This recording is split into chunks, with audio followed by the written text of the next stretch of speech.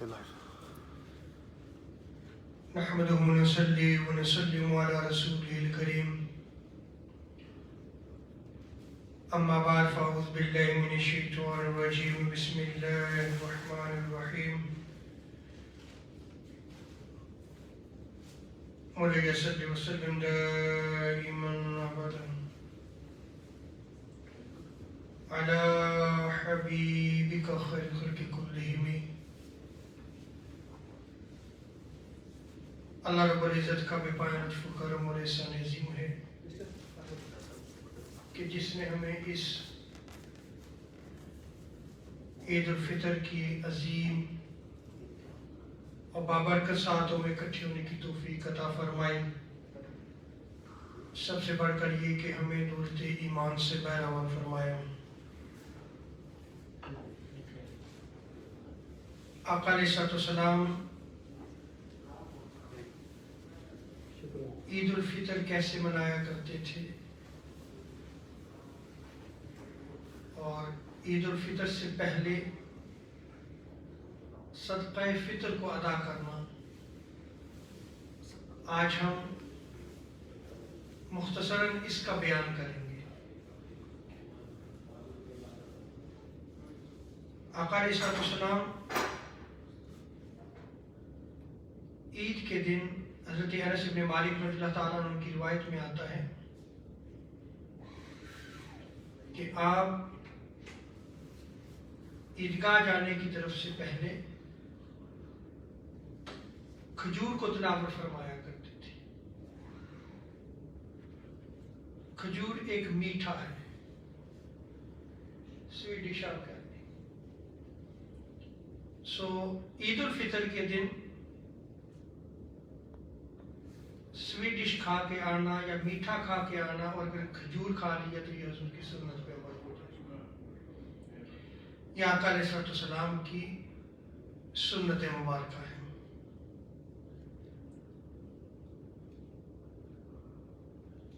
اور سیدنا ابو ہریرہ رضی اللہ تعالیٰ عنہ کی روایت میں آتا ہے کہ آقا علیہ الصلوۃ والسلام جب عید کے لیے نکلتے تو جس راستے سے آپ عیدگاہ کی طرف تشریف لے کے جاتے ہیں، عید کی نماز کی ادائیگی کے لیے جس راستے سے آپ تشریف لے کے جاتے تھے، واپسی پر آپ دوسرا راستہ اختیار کرتے تھے. جس راستے سے گئے اسی راستے سے آپ واپس تشریف لے جاتے تھے. اس سے ہمیں ایک چیز رہنمائی کے طور پر ملتی ہے کہ جب گیدرنگ ہو، یعنی اجتماع ہو، تو اس میں ون وے سسٹم ہونا چاہیے تاکہ سہولت رہے سب کے لیے، آسانی رہے سب کے لیے. آقا علیہ الصلوۃ والسلام یہ عید کا اجتماع ہوتا تھا، تو اس اجتماع میں آپ جس راستے سے آئے ہیں اس راستے سے واپس نہیں جاتے تھے، دوسرے راستے سے جاتے تھے. سو جب ہمارے اجتماعات ہوں، ہمیں آقا علیہ الصلوۃ والسلام کی اس سنت مبارکہ کو یاد رکھنا چاہیے.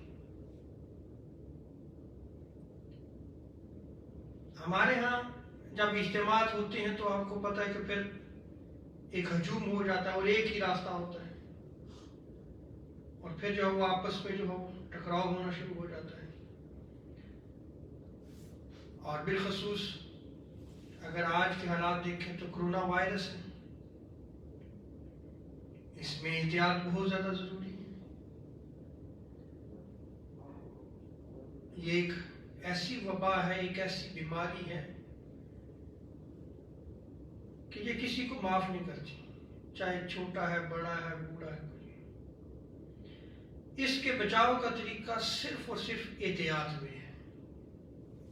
اگر آپ احتیاط کریں گے، بچیں گے، آپ اس بیماری سے محفوظ رہیں گے.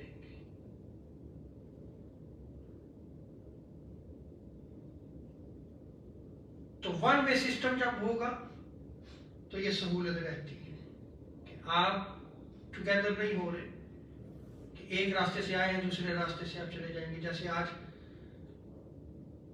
ہمارا یہ اجتماع جو ہی ختم ہوگا اگلے اجتماع کی تیاری شروع ہو جائے گی، دوسری نماز عید ادا کی جائے گی. اور اگر آپ جس راستے سے آئے ہیں دوسرے راستے سے جائیں گے تو آپ کا یہ ڈسٹینس رہ جائے گا. تو حضور کی سنت دیکھیں، ہر دور میں جو ہے وہ آقا علیہ السلام کی سنت ہمارے لیے مشعل راہ ہے.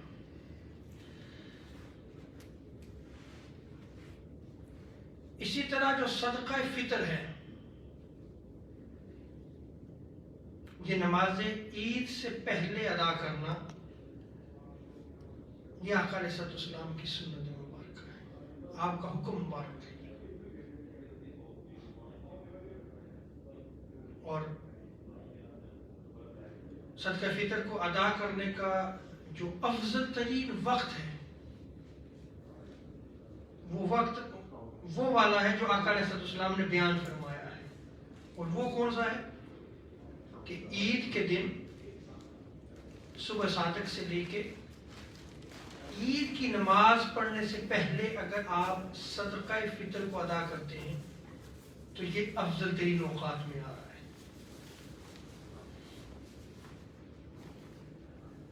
جیسا کہ بخاری شریف میں آتا ہے کہ حضرت عبداللہ ابن عمر رضی اللہ تعالی عنہما اس روایت کو نقل کرتے ہیں، اور امام بخاری نے جو باقاعدہ چیپٹر نیم قائم کیا ہے وہ بھی یہی ہے کہ صدقہ فطر کو عید سے پہلے ادا کرنا. یہ چیپٹر نیم ہے، اس کے تحت اس حدیث مبارکہ کو لے کے کہ آقا علیہ السلام نے نماز کی طرف نکلنے سے پہلے صدقہ فطر کو ادا کرنے کا حکم دیا.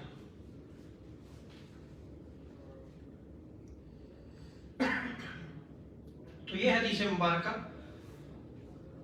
اس وقت کا تعین کر رہی ہے صدقہ فطر کو ادا کرنے کا.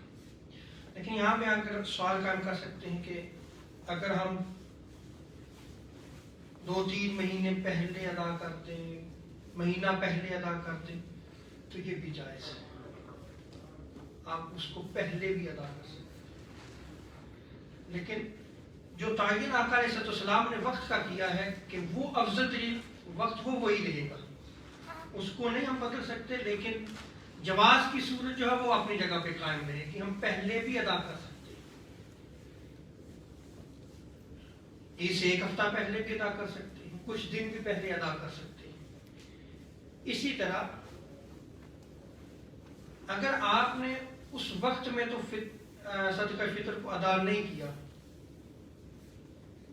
تو کیا عید کی نماز پڑھنے کے بعد آپ ادا کر سکتے ہیں؟ جی آپ بالکل ادا کر سکتے ہیں. پھر عید کی نماز کے بعد آپ اس کو ادا کریں. عید کے دن سارا دن جو ہے وہ آپ کسی وقت بھی صدقہ فطر کو ادا کر سکتے ہیں. لیکن پھر ایک اور سوال قائم کیا جا سکتا ہے کہ اگر عید کے دن بھی آپ نہیں دے سکے تو پھر کب جو ہے وہ آپ ادا کریں گے؟ تو پھر صدقہ فطر کو آپ ادا کریں گے عید کے بعد. جو آپ نہیں ادا کر سکے اس کے بعد جب موقع ملے یہ آپ پہ لازم ہے، یہ اس کی قضا ہوگی. اب یہاں پہ ایک اور سوال بھی آپ قائم کر سکتے ہیں کہ یہ صدقہ فطر کس پہ واجب ہے. یہاں پہ تھوڑی سی کلیئرٹی ہونی چاہیے ہمارے یہاں. اگر ہم زکوٰۃ دیتے ہیں تو یہ ہمارے اوپر چٹی نہیں ہے، اس کو بوجھ نہیں سمجھنا چاہیے، یہ بوجھ نہیں ہے. اگر زکوٰۃ آپ پہ فرض ہے اور آپ زکوٰۃ ادا کر رہے ہیں تو آپ اپنے مال کو پاک کر رہے ہیں. مال دینے والا کون ہے؟ رب. اسی نے حکم دیا ہے کہ پھر اس سے تم غریبوں کے لیے نکالو، اس سے تم اللہ کی راہ میں نکالو. تو یہ چٹی نہیں ہے، یہ کنسپٹ غلط ہے.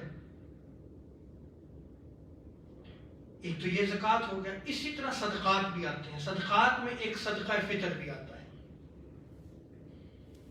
تو صدقہ فطر کو جو ادا کیا جاتا ہے یہ بھی اللہ تبارک و تعالیٰ کو راضی کرنے کے لیے غرباء میں تقسیم کیا جاتا ہے.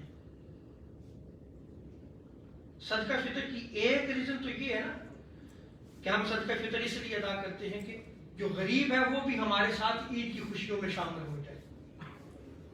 حدیث مبارکہ میں اس کو نقل کیا گیا کہ صدقہ فطر مساکین کے لیے کھانے کا باعث بن جاتا ہے. بخاری شریف میں اس روایت کو نقل کیا گیا. آپ دیکھیں کہ جو ہم صدقہ فطر نکال رہے ہیں، اس سے وہ غریب جو ہمارے ساتھ اس خوشی میں شریک نہ ہو سکے وہ بھی ہمارے ساتھ اس خوشی میں شامل ہو جاتا ہے۔ تو صدقہ فطر کی ایک تو یہ ریزن ہے۔ دوسری اس کی ریزن ایک اور بھی ہے، اور وہ ریزن یہ ہے کہ رمضان مبارک روزے رکھتے ہوئے ہم سے بتقاضۂ بشریت کچھ غلطیاں، کوئی کوتاہیاں ہو جاتی ہیں، جیسے گفتگو کرتے ہوئے ہم سے بری بات اگر ہماری زبان سے نکل گئی۔ اب بری بات بھی رمضان کے روزوں کا کمال حاصل نہیں کر سکتا اگر بندے کی زبان سے نکلی۔ اب بری بات غیبت بھی ہو سکتی ہے، بیک بائٹنگ، چغلی بھی ہو سکتی ہے، گالی نکال دینا، یہ بھی بری بات میں آتا ہے۔ اب جب صدقہ فطر ادا کیا جاتا ہے تو وہ فحش اور بری باتوں یا حرکات کی پاکی کا باعث بن جاتا ہے۔ اللہ، کہ جہاں غریب کی مدد کے لیے بھی ہم صدقہ فطر ادا کرتے ہیں، وہاں ہمارے روزوں کے کمال کے لیے بھی یہ صدقہ فطر ادا کیا جاتا ہے، تاکہ جو کوتاہیاں، غلطیاں جو رہ گئی ہیں وہ اس سے روزہ جو ہے وہ کمال حاصل کر سکے۔ تو دو وجوہات ہیں جس کی وجہ سے ہم صدقہ فطر کو ادا کرتے ہیں۔ اس کو بوجھ نہیں سمجھنا چاہیے کہ یہ ہمارے اوپر بوجھ ہے، نہیں، ان دو وجوہات کی وجہ سے ہم صدقہ فطر ادا کرتے ہیں۔ اب کس پہ واجب ہے، اس کو جو ہے وہ میں آج تھوڑا سا واضح کرتے ہیں، پھر انشاءاللہ عید کا طریقہ بیان کیا جائے گا تاکہ 8 بجے ہم انشاءاللہ جماعت کھڑی کریں گے۔ ایک تو وہ شخص جس پہ زکوٰۃ واجب ہے وہ تو صدقہ فطر دے گا، یہ تو کلیئر ہے، یہ کسی کے لیے مشکل نہیں ہے۔ اب مزید اس کو اگر آپ جاننا چاہیں کہ صدقہ فطر کون ادا کرے، بڑے ہی آسان الفاظ میں اس کو واضح کروں گا کہ اس شخص پہ بھی صدقہ فطر واجب ہے جو مالدار ہو، غنی ہو، لیکن اس پہ زکوٰۃ واجب نہیں ہوتی، اس پہ زکوٰۃ نہیں ہے، اس کے پاس ضرورت سے زائد، حاجات اصلیہ سے زائد گھر ہے، گھر کا ساز و سامان ہے، اس کے کپڑے ہیں۔ ایگزامپل دیتا ہوں میں آپ کو، جیسے میری ضرورت کے لیے 2 یا 3 کپڑے کافی ہیں، اس سے زائد میرے کپڑے آ رہے ہیں۔ سردی ڈانپنے کے لیے کوٹ ہے، میرے لیے 1 کوٹ کافی ہے، میں اپنی ضرورت کو پوری کر، لیکن میرے پاس جو وہ 4 5 اور پھر برانڈیڈ کوٹ ہے ہمارے پاس، اب ان کی پرائس دیکھتے جائیے گا۔ پھر اسی طرح کپڑے ہیں، گاڑی ہے، آپ کی ضرورت ایک گاڑی سے پوری ہو جاتی ہے، لیکن اس سے زائد گاڑیاں آپ کے پاس موجود ہیں، موٹر سائیکل ہے، 2 3 آپ یعنی زکوٰۃ تو واجب نہیں ہو رہی، لیکن آپ کے پاس حاجت اصلیہ سے زائد چیزیں آ رہی ہیں، نہیں آ رہی، تو آپ بھی مالدار اور غنی ہو گئی ہیں، آپ پہ بھی صدقہ فطر واجب ہے۔ اور جو صدقہ فطر واجب ہے وہ مالدار اپنے مال سے نکالے گا۔ اور یہاں ایک اور چیز یاد رکھ لیں، پھر عورت اپنا صدقہ فطر خود نکالے گی، مرد پہ لازم نہیں ہے کہ وہ دے، مرد پہ جو لازم ہے وہ اپنا صدقہ فطر دے گا، یا جو اس کے نابالغ بچے ہیں وہ ان کا صدقہ فطر ادا کرے گا۔ عورت اپنا صدقہ فطر خود ادا کرے گی۔ جیسے اگر عورت کے پاس زیور ہے تو وہ زکوٰۃ بھی اپنا خود نکالے گی، اسی طرح صدقہ فطر بھی ہے۔ سوال قائم کر سکتے ہیں جی وہ عورت تو کما نہیں رہی تو پھر کیا کریں؟ عورت جو ہے وہ اپنے ہسبینڈ سے کچھ نہ کچھ خرچہ تو لیتی ہوگی اپنا، اسے نکال دیں اور نکال کے جو ہے اپنا صدقہ فطر ادا کر دیں۔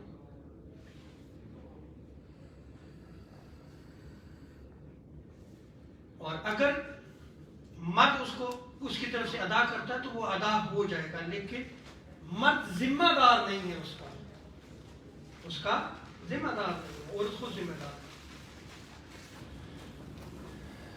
اللہ تبارک و تعالی ہمیں ان مسائل کو بھی سمجھنے کی توفیق عطا فرمائے۔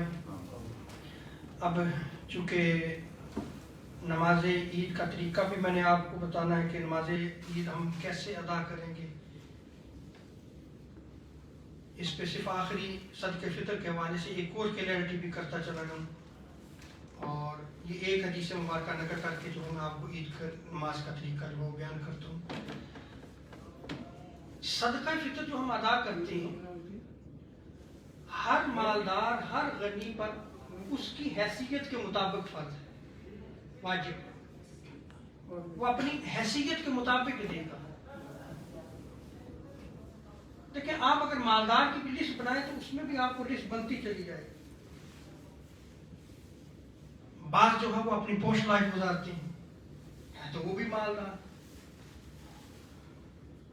لیکن اس کا لائف سٹائل اور جو ایک عام امیر آدمی ہے، اچھے اس کے پاس مال و دولت ہے، تو وہ برابر تو نہیں ہے نا۔ تو مالی حیثیت مختلف ہوتی ہے، تو صدقہ فطر بھی مالی حیثیت کے مطابق جو ہے وہ واجب قرار دیا گیا ہے، اور اس کو آقا علیہ السلام نے احادیث مبارکہ میں نقل کیا ہے۔ اب اس صدقہ فطر کی مقدار کو احادیث میں جو نقل کیا وہ مختلف، آپ سوال یہ ہے کہ حضور نے مختلف کیوں بیان کیا؟ اگر ایک ہی صدقہ فطر واجب ہوتا تو حضور ایک ہی بیان کرتے، اس کی مقدار، اس کی اماؤنٹ ایک ہی بیان کرتے، لیکن حضور نے اس کی مختلف بیان کی ہے، اس لیے تاکہ یہ چیز کلیئر ہو جائے کہ جو مالدار ہے وہ اپنی حیثیت کے مطابق ادا کرے، وہ ایک ہی کیٹیگری نہیں آئے گی، وہ مختلف آئے گی۔ ہر شخص کو خود جواب دہ ہونا اور خود سوچے سمجھے کہ میرا لائف سٹائل کیسا ہے، اور اس کے مطابق جو ہے میں صدقہ فطر کو ادا کروں۔ جو حدیث میں اس کی امام نقل کی گئی ہے 2 کلو گندم،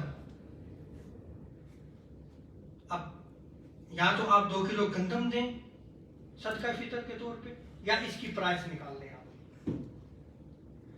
اب میں اس کو پھر ایگزامپل دیتا ہوں۔ ہم جو گندم کھاتے ہیں،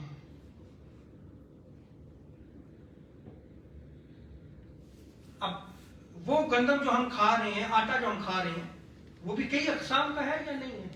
ایک ٹیسکو سے ملتا ہے نارمل، ایک اس سے مہنگا، پھر وہی آٹا آپ کو جو ہے وہ 5 کلو جو ہے وہ 3 پاؤنڈ میں، 5 پاؤنڈ میں مل رہا ہے، اور وہی 5 کلو آپ کو 10 پاؤنڈ تک بھی ملے گا۔ پرائس مختلف ہوگی یا نہیں ہوگی؟ تو کھانے والا تو کھا تو گندم رہا ہے، لیکن اس کے لائف سٹائل میں نہیں آتی ایک چیز۔ تو 2 کلو گندم یا اس کی مقدار ہے، یا 4 کلو گرام جو بارلی، یہ آپ ادا کریں، یا اس کی پرائس، یا کھجور 4 کلو۔ اب کھجور میں بھی کتنی اقسام آتی ہیں، آپ نارمل کھجور بھی کھاتے ہیں، لیکن بعض دوستوں اب ہمارے وہ نارمل کھجور بھی کھاتے، کہتے نہیں اچھی کھجور کھانی ہے ہم نے، اس کی پرائس بھی پھر دیکھ لیں کہاں چلی جاتی ہے۔ تو 4 کلو گرام کھجور ہے، اس کی پرائس کیا دے دیں، یا 4 کلو گرام کھجور دیں گے، یا کشمش ہے، یہ سب سے ایکسپینسو جا رہا ہے اس وقت، یا پنیر بھی ہے۔ تو یہ دیکھیں حضور نے احادیث میں یہ ساری کیٹیگریز بیان کی ہیں تاکہ ہر مالدار اپنی اپنی حیثیت کے مطابق صدقہ فطر کو نکالے۔ ایک جو 2 کلو گندم گرام کے برابر جو ہے مقرر کی گئی ہے، جیسے ہم 5 دے رہے ہیں، آپ 6 بھی دے دیں، 7 دے دیں، 8 دے دیں، اپنے لائف سٹائل کے مطابق دیں، لیکن یہ جو آپ نے صدقہ فطر نکالنا ہے یہ آپ خود سمجھدار ہیں، خود نکال سکتے ہیں۔ میں نے آپ کو جو اماؤنٹ حضور نے بیان کی ہے اس کے مطابق آپ نے پرائس نکالنی ہے، اس پرائس کے مطابق آپ صدقہ فطر ادا کر دیں، آپ بری ذمہ۔ اللہ تبارک و تعالی ہمیں دین کو سمجھنے کی توفیق عطا فرمائے، اور اللہ تبارک و تعالی ہمیں علمی مجالس میں علم کو حاصل کرنے کی توفیق عطا فرمائے۔ آخر میں نماز عید کا ایزی طریقہ ہے میں آپ کے سامنے بیان کرتا ہوں. ہم بھول جاتے ہیں اکثر، لیکن چونکہ سال کے بعد آتی ہے، ایزی ہے، آپ اس کو انڈرسٹینڈ کیجیے گا. جب میں آپ کا امام ہوں گا، میں کھڑا ہوں گا تو نیت کی جائے گی. تو نیت میں صرف آپ نے 2 رکعت نماز عید الفطر واجب کا لفظ کہنا ہے، یا آپ نے زبان سے کیا عید الفطر واجب، اور اس میں 6 تکبیرات ایڈیشنل ہوتی ہیں. بس یہ آپ نے اس میں اپنی انٹینشن میں آپ نے لے کے آنا ہے، اپنی نیت میں آپ نے اس کو صرف یہ بیان کرنا، اس کے علاوہ کچھ بھی نہیں ہو. باقی تو وہی اللہ کے لیے آپ پڑھ رہے ہیں، امام کے پیچھے پڑھ رہے ہیں، اللہ اکبر آپ نے. تو 2 چیزوں کا اضافہ کیا ہے کہ نماز عید جو ہے یہ واجب ہے، اور 6 زائد تکبیرات ہیں، ایڈیشنل 6 تکبیرات. ایسے آپ نے یہ نیت کرنی ہے، اس کے علاوہ اور کوئی نیت ہوگی. نیت کرنی تو امام اللہ اکبر کہے گا. آپ توجہ دیجیے گا کہ اب اللہ اکبر کیا تو آپ نے ہاتھ کہاں باندھنے ہیں؟ ناف کے نیچے باندھنے ہیں. شافعی تو اوپر باندھ دے گا. تو آپ نے ہاتھ باندھ لیے. اب آپ امام بھی ثنا پڑھے گا، آپ بھی ثنا پڑھیں گے. ثنا سبحانک اللہم و بحمدک و تبارک اسمک و تعالی جدک و لا الہ غیرک، آپ یہ پڑھیں گے. امام بھی پڑھ رہے ہیں. اب جب امام یہ پڑھ کے فارغ ہوا ہے تو اب 3 تکبیرات امام کہے گا. مشکل نہیں ہے، جب 3 تکبیرات کہنی ہے، اللہ اکبر، ہاتھ چھوڑ دینے آپ نے. پہلی اللہ اکبر، یہ دوسری تکبیر ہوگی. ادھر تو نہیں دیکھنا آپ نے، یہ دیکھ کہ میں نے 2 تکبیریں کہا کہ میں نے ہاتھ نہیں باندھا. تیسری تکبیر اللہ اکبر، اب آپ نے ہاتھ باندھ دیں گے. کنفیوز نہیں ہونا کہ کتنی تکبیر کے بعد ہاتھ باندھے. تیسری ہو گئی ہے، تیسری کے بعد آپ نے ہاتھ باندھ دینے. اب امام قرات کرے گا، پھر نارمل نماز میں رکوع سجدہ ہوگا. اس کے بعد دوسری رکعت امام پھر جو ہے وہ قرات کرے گا، اپنی سورہ فاتحہ سورہ پڑھے گا. اب رکوع میں جانے سے پہلے، دوسری رکعت میں رکوع میں جانے سے پہلے پھر آپ نے جو ہے وہ 3 تکبیرات کہنی ہے. تو آپ نے ہاتھ باندھے ہوئے تھے، ہاتھ باندھے ہوئے. اب امام کہہ رہا ہے اللہ اکبر، ہاتھ چھوڑ دیے. اللہ اکبر دوسری، اللہ اکبر تیسری، اللہ اکبر. اب آپ نے امام کے ساتھ، امام کو فالو کرتے ہوئے آپ نے رکوع میں چلے جانا. پھر اس کے بعد نماز کو مکمل کر لیں گے. اس کے بعد جو ہے وہ خطبہ دیا جائے گا. بس اب میرا ٹائم ہو چکا ہے، تاکہ 8 بجے پورے میں جماعت کھڑی کرنا چاہتا ہوں. لیکن آپ سے صرف ایک گزارش ہے، میں نے اسپیچ کے دوران بھی اس کو بیان کیا، کرونا وائرس ہے، اس سے بچنے کا طریقہ کیا ہے؟ بچیں، کوئی طریقہ نہیں ہے. آپ حالات دیکھ لیں دنیا میں، صرف انڈیا کی ایگزامپل لے لیں، کس طرح بندے مارے. یہاں پہ بھی ایسی حالات ہوئے تھے. سوشل ڈسٹینسنگ موسٹ امپورٹنٹ، آپ اس کو رکھیں. کسی سے ملاقات نہ کریں. عید مبارک آپ دور سے کہہ دیں، عید مبارک یا السلام علیکم، عید مبارک. ڈسٹینس رکھ کے جو ہے وہ عید مبارک کہیں. کسی سے ملاقات نہ کریں. اپنے آپ کو بچائیں، خود بھی بچیں، دوسروں کو بھی بچائیں. اللہ تعالیٰ جو ہے ہمیں عمل کی توفیق